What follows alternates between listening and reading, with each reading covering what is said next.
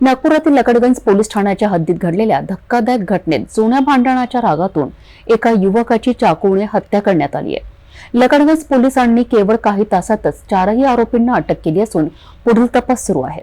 ही घटना रविवारी रात्री उशिरा ते सोमवारी 28 जुलै सकाळच्या दरम्यान गुजरी चौक जुनी मंगळवारी लकडगंज परिसरात घडली। फिर्यादीच्या पुतण्या हर्षल अनिल सौदागर वय वर्ष 26 हा रात्री घरी जात असताना 4 आरोपींनी त्याच्याशी वाद घालत जुन्या भांडणाचा राग काढत धारदार चाकूने हल्ला करून ठार मारले। या प्रकरणी फिर्यादी सुधीर केशवराव सौदागर वय वर्ष 50 यांनी लकडगंज पोलिसात तक्रार दाखल केली।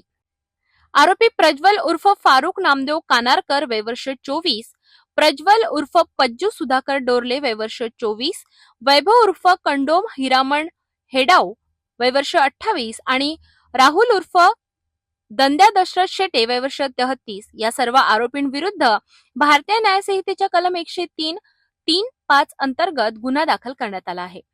घटनेनंतर तात्काळ लकडगंज पोलीस तसेच गुन्हे शाखेच्या सोनसाखळी व घरफोडी पथकाने संयुक्त कारवाई करून आरोपींना शोध घेत अटक केली।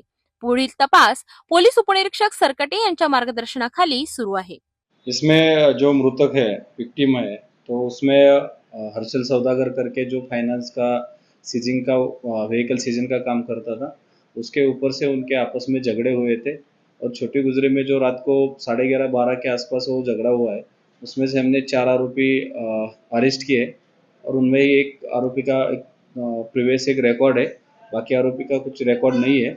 और जो हादसा हुआ उसमें जो लोग एक दूसरे के पहचान के थे, साथ में काम करने वाले थे, उनके जो प्रीवियस कुछ एक दूसरे के आगे ने जो काम सीजिंग का होता था उसके वो उसमें कारण है मर्डर का। जो मृतक है उसके ऊपर भी ऑफेंस दाखिल है और वो भी उनके ऊपर एक तहसील पुलिस में जहाँ मियो में वो हादसा हुआ था तो उसके ऊपर भी 324 का एक ऑफेंस 2024 में उसके ऊपर दाखिल है। लकडगंज पोलिसांनी जलद गतीने कारवाई करून 4ही आरोपींना ताब्यात घेतले आहे।